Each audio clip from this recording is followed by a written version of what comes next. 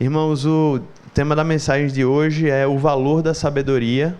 O texto é Provérbios capítulo 2. Daqui a pouco a gente vai ler essa passagem. Aproximadamente 5 meses atrás, ou um pouco mais, na verdade, a gente estava entrando num dos períodos mais difíceis da história de muita gente. Não vou dizer que é de todos, porque cada um tem a sua história e tem os seus desafios. Mas para muita gente, esse foi um dos períodos mais difíceis, mais intensos das suas vidas. De uma semana para outra, o nosso país aqui entrou em isolamento social, né? Eu lembro que num domingo a gente estava, e aí, vai ter culto? Não, vai dar para ter culto tranquilo nesse domingo. Teve uma reunião até com a liderança, né? Todo mundo estava, no outro domingo a igreja estava fechada, não sei se vocês lembram disso. Nesses meses muitas mudanças aconteceram, né? Em todas as esferas foram muitos os aprendizados, espiritualmente falando, emocionalmente falando, relacionalmente, familiarmente, profissionalmente e até do ponto de vista social, sociológico da sociedade, né? E foi muito comum, a gente ouve isso até hoje, mas foi muito comum a gente ouvir nesse período as perguntas das pessoas dizendo assim, como é que será que vai ser esse mundo no pós-isolamento, ou né, no pós esse cenário, quando relaxar isso, que é um pouco do que a gente já está vivendo aqui, apesar de não ter solucionado. Será que a gente vai ter pessoas mais sábias, mais sensatas, mais sensíveis ao próximo? As pessoas perguntavam isso, né? Ou será que nada vai mudar? Eram essas perguntas que muitas vezes eram feitas. E o que estava por trás desse raciocínio é a ideia de que uma situação difícil como essa, extrema como essa, teria capacidade de fazer com que pessoas fossem mais sábias, com que situações difíceis transformassem as pessoas. E a pergunta que eu queria fazer é o que é que a Bíblia nos ensina sobre o caminho para que de fato possamos nos tornar pessoas mais sensatas e mais sábias. Eu acho que essa é a pergunta que eu quero começar lançando, porque o que eu disse é, muitas pessoas colocaram a expectativa no contexto em que estavam vivendo como uma fonte de transformação. E a pergunta é o que é que a Bíblia nos ensina, muito antes disso e apesar disso, sobre qual é o caminho para que nós de fato sejamos transformados e mais especificamente para que nós possamos viver uma vida mais sábia. Eu quero falar sobre isso nessa manhã, né? O que Deus fala que precisamos fazer para conseguirmos, por exemplo, tomar decisões melhores em meio aos dilemas que a vida traz, para conseguir viver uma vida mais equilibrada. Como é que eu posso aproveitar esse momento de recomeço para muitas pessoas, para famílias, para negócios, evitando erros do passado e sendo mais sábios? E eu acho que essa mensagem fala com crianças que estão aqui, com adolescentes, com jovens, com adultos, com idosos. Eu acho que isso fala com qualquer tipo de pessoa, porque a vida demanda isso em qualquer fase que nós estejamos. E aí eu creio que essa mensagem pode nos ajudar, ela é baseada no livro de Provérbios. Esse livro, ele foi escrito, né, pelo filho de Davi, o rei Salomão, o homem, segundo as escrituras, mais sábio, mais conhecedor do mundo. E Provérbios, ele traz orientação para a vida como um todo. E ele tem o objetivo de nos ensinar como viver a vida real de maneira sábia. Quando a gente sai e quando a gente vive a vida no dia a dia, de segunda a sexta, como eu posso ser mais sábio, como eu posso cometer menos erros, como eu posso ser uma pessoa mais sensata, como eu posso ser alguém mais equilibrado nas minhas escolhas. Então o livro fala sobre questões tão práticas como dívidas, né? Como não me endividar, ou como trilhar caminhos para evitar isso, como não ser apegado a vícios. Ele fala, por exemplo, especificamente do álcool, que era um vício que já existia naquela época. Fala sobre fofoca, né, que é uma luta que muitas pessoas travam. Fala sobre a imoralidade, fala sobre a administração da vida diária.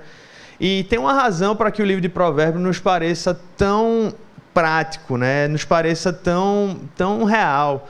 Porque, na verdade, os provérbios são nada mais, nada menos do que reflexões humanas sobre experiências individuais à luz dos ensinamentos de Deus. É alguém que está vivendo experiências, reflete essas experiências acerca do que a Bíblia ensina e traz um ensinamento. Então ele é muito prático, ele traz coisas muito reais para as nossas vidas.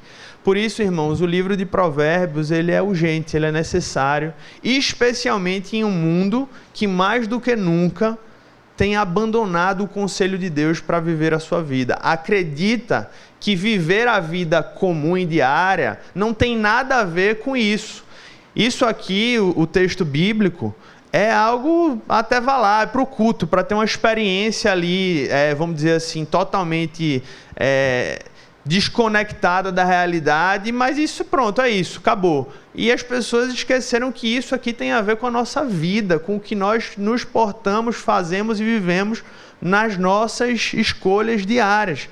Então a gente vai ler esse capítulo 2 e eu queria convidar você a pedir sua atenção para que a gente possa refletir no que Deus quer falar aos nossos corações.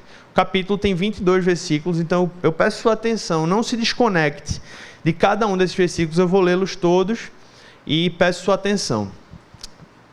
Capítulo 2, versículo 1, começa dizendo assim: Meu filho, se você aceitar as minhas palavras e guardar no coração os meus mandamentos, se der ouvido à sabedoria e inclinar o coração para o discernimento, versículo 3, se clamar por entendimento e por discernimento gritar bem alto, se procurar a sabedoria como se procura a prata e buscá-la como quem busca um tesouro escondido, então você entenderá o que é temer ao Senhor e achará o conhecimento de Deus. Pois o Senhor é quem dá a sabedoria, de sua boca procedem o conhecimento e o discernimento. Ele reserva a sensatez para o justo, como um escudo protege quem anda com integridade, pois guarda a vereda do justo e protege o caminho de seus fiéis.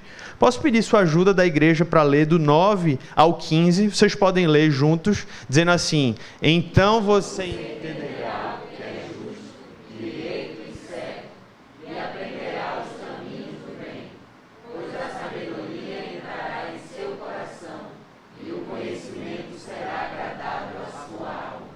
O bom senso guardará, e o discernimento o protegerá. A sabedoria o livrará do caminho dos maus, dos homens de palavras perversas, que abandonam as veredas retas para andar por caminhos de trevas. Têm prazer em fazer o mal e exultam com a maldade dos perversos. Gente que anda por veredas tortuosas e no caminho se extravia.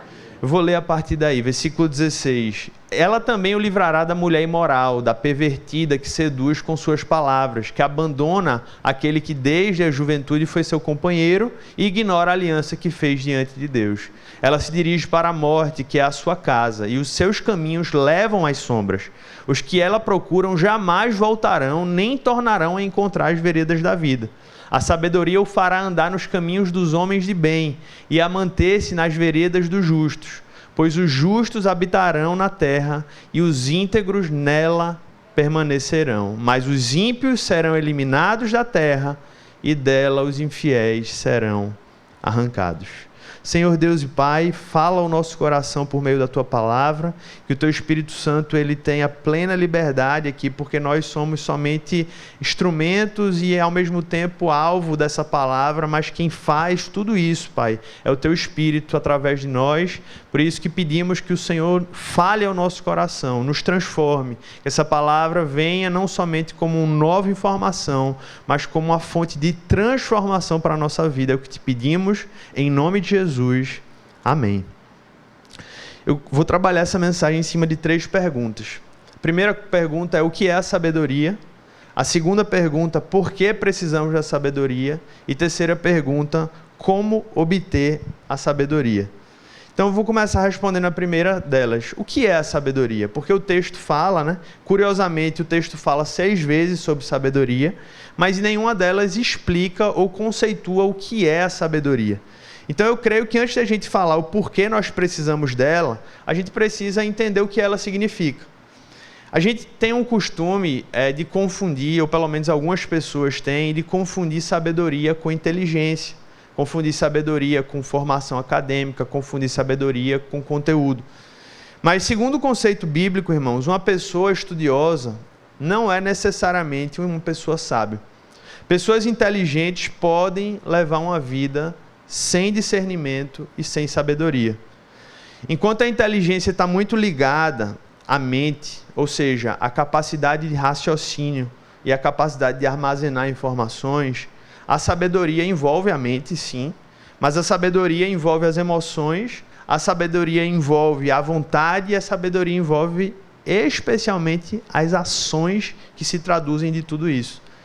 Inclusive hoje, os campos das ciências do comportamento estão se dedicando a estudar uma coisa que a Bíblia já dizia há muito tempo, que era sobre a sabedoria. As pessoas estão se perguntando na psicologia como sermos mais sábios. O problema é que eles não vão encontrar nunca as respostas plenas, porque, como eu vou mostrar aqui, a gente só vai encontrar isso na fonte, que é o próprio Deus. Eles vão tatear, vão encontrar algumas coisas, mas não vão encontrar plenamente a resposta para isso. Escolas estão introduzindo em seus currículos inteligência emocional, que a Bíblia já ensinava há muito tempo, tem a ver com a sabedoria.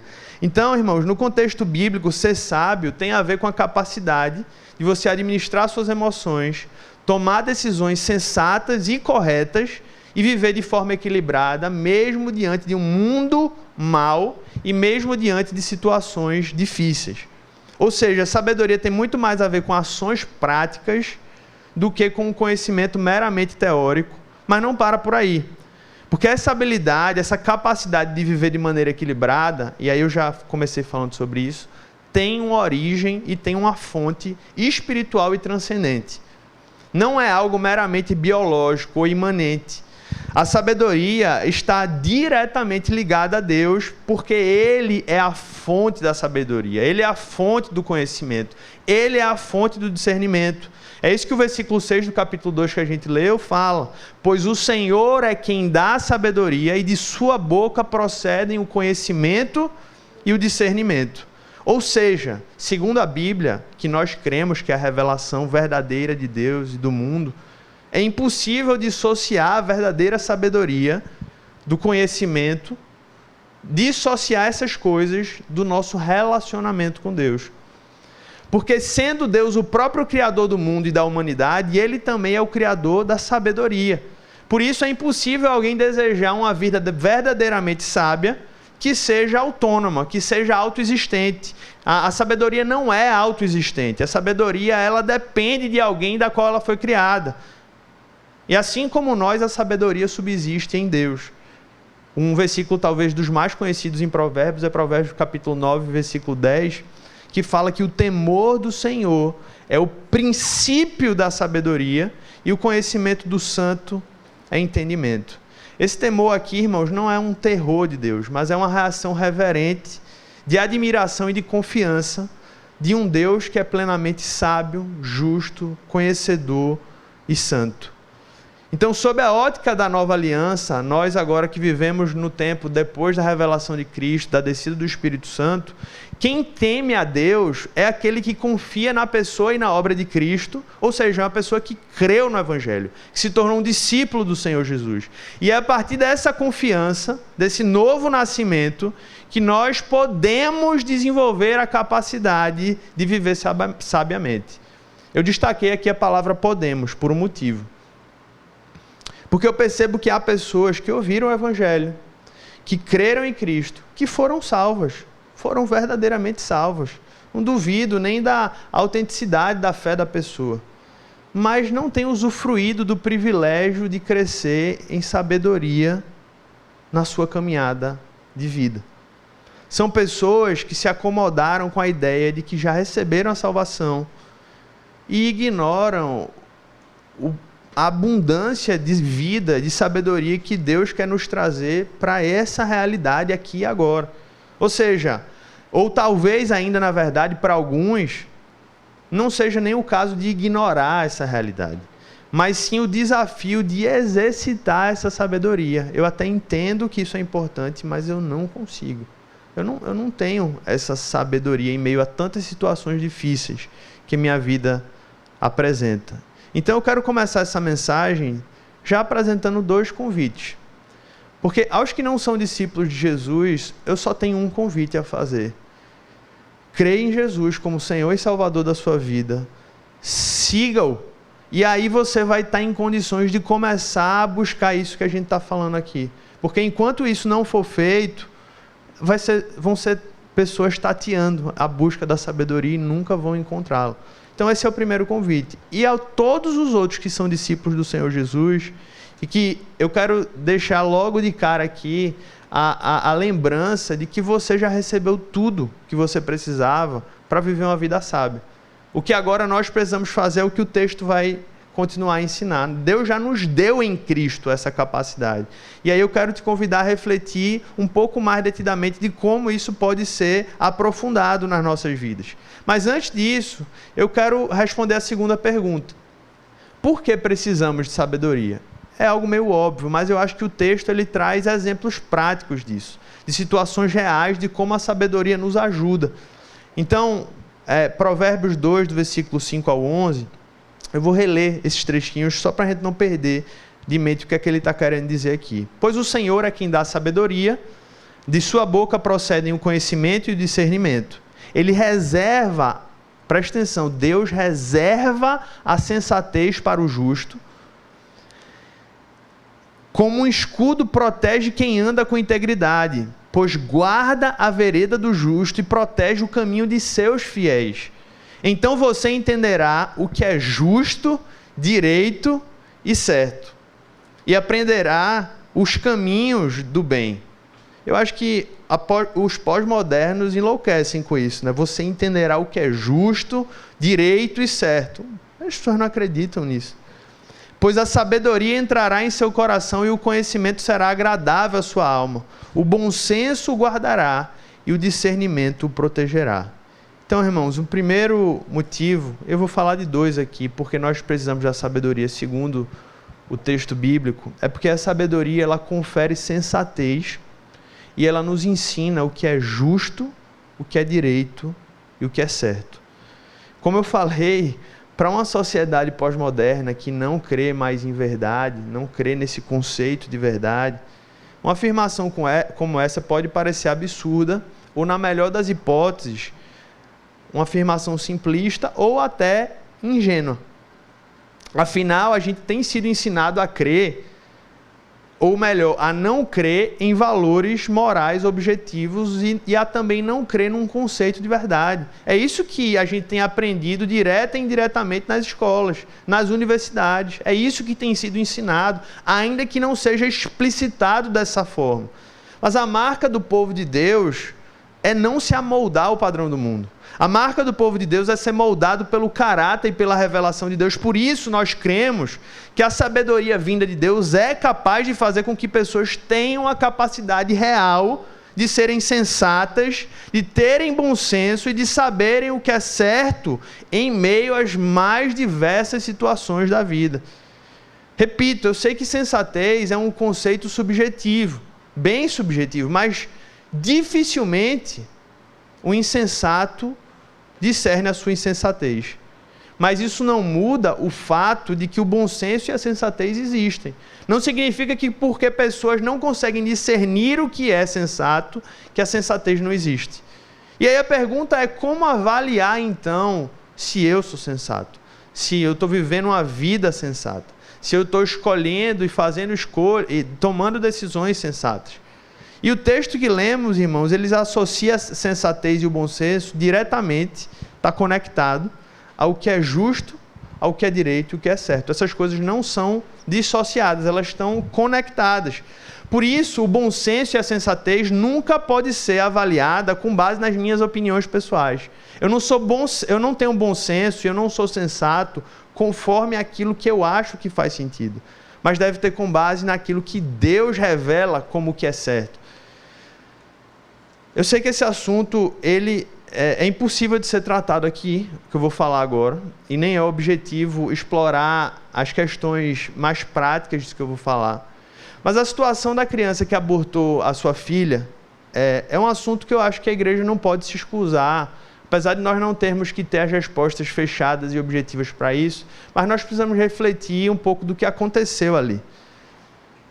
Eu acho que serve um pouco de exemplo até para a gente entender um pouco sobre bom senso, sensatez e entender o que é justo, direito e certo. Porque de um lado, irmãos, nós vemos ali uma criança que engravidou por ter sido estuprada e que teve que lidar com a gestação na infância com risco de vida. Isso é um mal. Por outro lado, o aborto é um assassinato, é um outro mal. A gente está diante de dois males. Na verdade, está diante de vários males ali naquela história. A pergunta que a gente se faz, olhando para um texto como esse de Provérbios, é como é que um cristão lida com isso de maneira certa e, ao mesmo tempo, de maneira sensata. Ou seja, de maneira sábia? Eu não sei se tem uma resposta para isso. A gente precisaria de talvez um encontro para falar só sobre esse assunto. Eu não tenho por objetivo tratar disso aqui agora. Mas o meu ponto é, não me parece que as pessoas que foram em nome de Deus ali para aquele hospital agiram de maneira sensata e com bom senso. Me parece que passou longe disso. Porque aquilo, na verdade, foi um ato político transvestido, vestido da religião. Em meio a tantos males que já estavam existindo, mesmo que aquelas pessoas, como nós cristãos entendam que o aborto é um mal, que é um pecado, eles não iriam resolver e não iriam impedir aquele fato ali naquela investida que eles fizeram. Eles não iriam fazer aquilo. Eles não iam tirar a mão do médico e simplesmente impedir que aquele acontecimento fosse feito, que aquela morte fosse executada.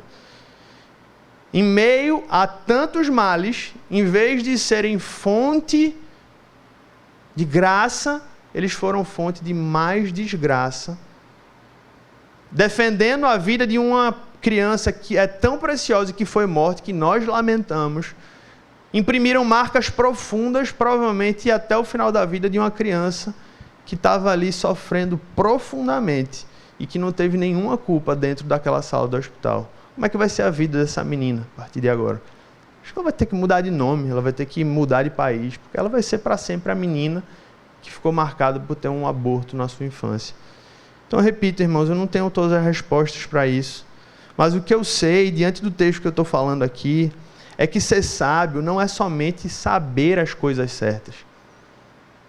Porque talvez a gente concorde em muitas coisas do que com aquelas pessoas que foram protestar ali em relação ao aborto. Talvez eles sejam exatamente pró-vida como nós somos pró-vida. Mas a diferença é a forma como aquilo foi tratado.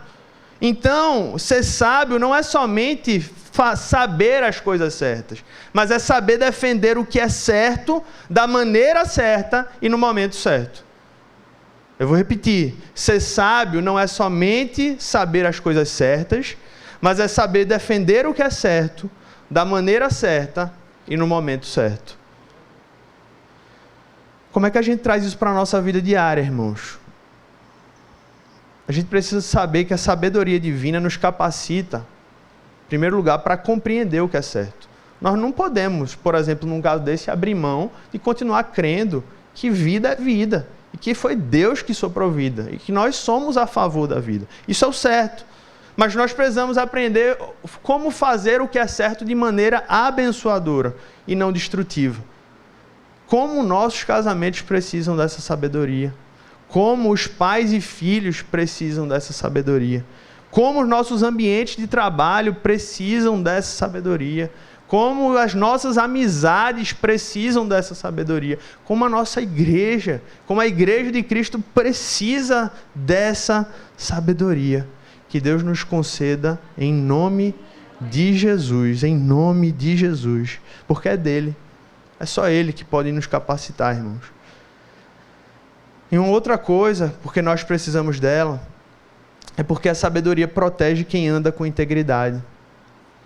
Ao nos ensinar o que é certo segundo o padrão de Deus e nos conferir sensatez, a sabedoria nos guarda de diversos males. Em outras palavras, irmãos, a sabedoria nos protege do mal, pois nos faz andar no caminho de Deus e nos faz abandonar os caminhos de morte. Isso não tem a ver somente com a salvação eterna. Claro que tem, porque a salvação eterna é a vida eterna. Mas tem a ver com as coisas mais rotineiras que nós fazemos no nosso dia a dia. Não tem a ver só com usos e costumes, mas tem a ver com o estilo de vida que nós desenvolvemos e levamos na nossa vida. Por exemplo, as pessoas com quem convivemos, os lugares que frequentamos, aquilo que consumimos, como lidamos com o dinheiro, a nossa visão sobre os prazeres, entendendo que há prazeres lícitos e prazeres ilícitos, as prioridades que norteiam a nossa vida. Quando a gente pega só uma dessas coisas, as pessoas usam para dizer que isso é caretice. Quando a gente junta isso num pacote, a gente vê o quanto isso muda a vida de uma pessoa. Quando a gente junta tudo isso num pacote, a gente vê que isso leva a caminho de vida ou a caminho de morte. Irmãos, nenhum de nós é capaz de compreender o quanto a sabedoria de Deus já nos preservou de diversos perigos espirituais, morais e físicos. A gente nem tem a capacidade de compreender isso. Se você parar para puxar pela sua memória o quanto o seu conhecimento de Deus mudou a sua história, o quanto isso mudou a vida que você levaria, você olha, meu Deus, como a tua sabedoria me protegeu, me preservou. Salomão descreve 2 exemplos disso aqui. Ele fala do caminho dos homens maus, a sabedoria o livrará do caminho dos maus. Aí ele fala que eu não vou ler por conta do tempo. Mas eu acho que isso é um exemplo para nós, porque a Bíblia, por mais que todos sejamos pecadores, quando ele fala aqui dos homens maus, ele está falando de pessoas que intencionalmente rejeitaram a Deus e que deliberadamente escolheram o caminho das trevas. São pessoas que escolheram e têm satisfação em fazer o mal e distorcer as coisas boas que Deus criou. Às vezes, essas pessoas são facilmente identificadas, porque já são caricatas na sociedade. Como, por exemplo, um estuprador que fez isso com essa criança. É uma maldade profunda. É uma maldade que nos deveria trazer uma indignação e dizer, Senhor, pelo amor de Deus, Pai, por favor, traz a tua justiça, traz a tua graça, porque tu és um Deus gracioso. Mas esse ato que foi realizado, ele foi muito mal, Senhor, com essa criança. Então, às vezes é mais fácil, porque há figuras mais caricatas que nos mostram que não devemos nos associar. Mas em outros casos, esses homens e mulheres estão vestidos de terno, de gravata, com boas roupas no Congresso Nacional. Em outros casos, estão até de terno e gravata com a Bíblia na mão. O que torna mais difícil perceber qual é o caminho desses homens maus. Às vezes, trazendo para a nossa vida, é um novo partido que surge para um cristão, para uma cristã, que está há tanto tempo constituir família, tanto tempo querendo constituir família, mas uma pessoa que não tem nada a ver com valores de Deus, com o reino de Deus, com a sabedoria de Deus, que não tem qualquer temor a Deus. Em outros casos, é um possível sócio que aparece para a sua empresa, que seria provavelmente a solução para a crise que você está vivenciando, mas que tem um histórico completamente pervertido no mercado. E aí a Bíblia começa a nos dizer o caminho dos homens maus. Às vezes, adolescente, é aquele amigo que parece que é muito legal, que vai ser muito bacana passar a ter uma intimidade com ele, mas você vê a história dos males que ele já fez a outras pessoas ali ao seu redor, e você diz assim, caminho dos homens maus. Caminho dos homens maus. Eu não posso me influenciar, eu preciso ser um influenciador na vida dessa pessoa e levar Cristo para ela e não permitir que ela molde os meus caminhos. Precisamos da sabedoria de Deus. E um outro exemplo que Salomão dá, irmãos, é o caminho da mulher imoral. Ele fala, né? Ele também o livrará da mulher imoral. E depois, eu não vou ler tudo por conta do horário, mas ele diz, os que a ela procuram jamais voltarão, nem tomarão a encontrar as veredas da vida. Já aí no versículo 18 ou 19. Há comentaristas bíblicos que entendem que a mulher imoral aqui poderia ser entendida como também uma referência ao mundo incrédulo. Honestamente, eu não acho que faz sentido isso. Eu acho que ele está falando aqui mesmo da imoralidade sexual, ele está falando da infidelidade conjugal. E eu creio que a Bíblia deu um destaque para isso aqui, irmãos, porque isso é muito sério. Desde os tempos antigos até os dias de hoje, o problema do adultério se repete para destruir casamentos e destruir famílias. É algo tão sério que Salomão fez questão de dizer, os que a ela procuram jamais voltarão, nem tornarão a encontrar as veredas da vida. É como se ele estivesse dizendo assim, isso é algo tão sério, que normalmente quem entra por esse caminho é algo tão sedutor, que é muito difícil abandoná-lo. Não é impossível, nós cremos, porque não é impossível para Deus, não há limites para a graça de Deus. Mas ele fala do alerta do preso, né? Como ali no Senhor dos Anéis, o anel revela esse poder do pecado, isso revela esse aprisionamento que pecados como esse podem trazer para a vida das pessoas. E a verdade, irmãos, é que no final das contas, a sabedoria não nos protege apenas nos livrando dos males, mas o texto termina dizendo que a sabedoria nos coloca no caminho certo. É isso que o texto termina dizendo. A sabedoria o fará andar nos caminhos dos homens de bem e a manter-se nas veredas do justo. Ou seja, não é só uma questão de nos tirar dos caminhos tortuosos, mas a sabedoria nos faz andar no caminho das pessoas que conheceram a Jesus e que amam a Jesus. Um dos livros mais conhecidos, né, depois da Bíblia, é O Peregrino, de John Bunyan. Não sei se quem já leu, mas é muito curioso, porque na jornada dele, ele ali que é o cristão, né, conhecido como cristão, e ele está na jornada até o reino celestial. É muito curioso, porque ele lida com esses dois tipos de pessoas.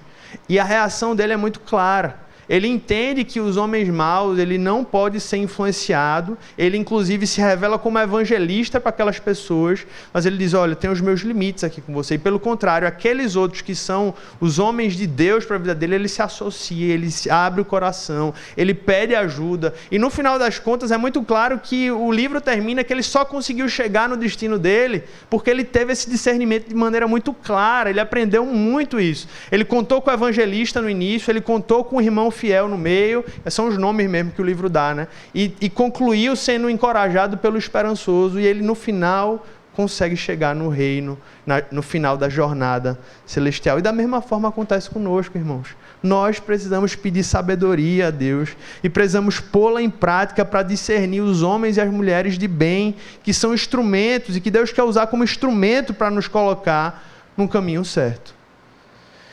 Então eu concluo respondendo essa última e terceira pergunta, que é a grande pergunta, talvez. Como obter, então, a sabedoria? Como vivê-la? Como desenvolvê-la? Uma vez que a gente tratou sobre o que é a sabedoria e sobre a sua importância, eu preciso falar como obtê-la. E a resposta para essa pergunta se dá de duas formas, foi como eu comecei falando. É impossível alguém desejar a verdadeira sabedoria de maneira autônoma e autoexistente. Você pode procurar em qualquer dos filósofos. Os filósofos, na verdade, eles estão tateando isso. E aqueles que tiveram mais êxito em respondê-lo foram aqueles que partiram do pressuposto de que Deus é a fonte da sabedoria. É impossível receber sabedoria sem se submeter ao governo de Deus. Ou seja, é impossível ser sábio sem crer no Evangelho e se tornar um discípulo de Jesus. É um passo essencial. Você pode dizer, mas eu conheço pessoas sábias que não são discípulos de Jesus. Sim, é uma fonte da graça de Deus. Deus derrama ali, mas ela não é plenamente sábia, porque é impossível viver essa plenitude da sabedoria, porque Cristo está dissociado daquilo e nele nos movemos, vivemos e existimos. É impossível essa experiência acontecer até que nós tenhamos a revelação do mundo em que nós estamos vivendo, por quem nós somos sustentados, para quem nós vivemos. Colossenses capítulo 2, versículo 3 diz, nele estão escondidos todos os tesouros da sabedoria e do conhecimento. Nele. E se alguém tem algum lampejo disso sem ele, é a graça comum dele que está espalhada no mundo. Mas é alguém que está só tocando no rabo do elefante, mas não consegue tocar na tromba, que não consegue tocar na pata, só enxerga uma parte desse mundo da sabedoria. Então, irmãos, é a partir dessa confiança que a pessoa é introduzida nesse caminho da sabedoria. E aqueles que são discípulos são chamados a buscarem essa sabedoria. É isso que Provérbios capítulo 2, versículo 1 a 5 começa falando. Eu vou reler, caminhando para o final, porque eu preciso que você preste atenção em como esse provérbio começa. Presta atenção.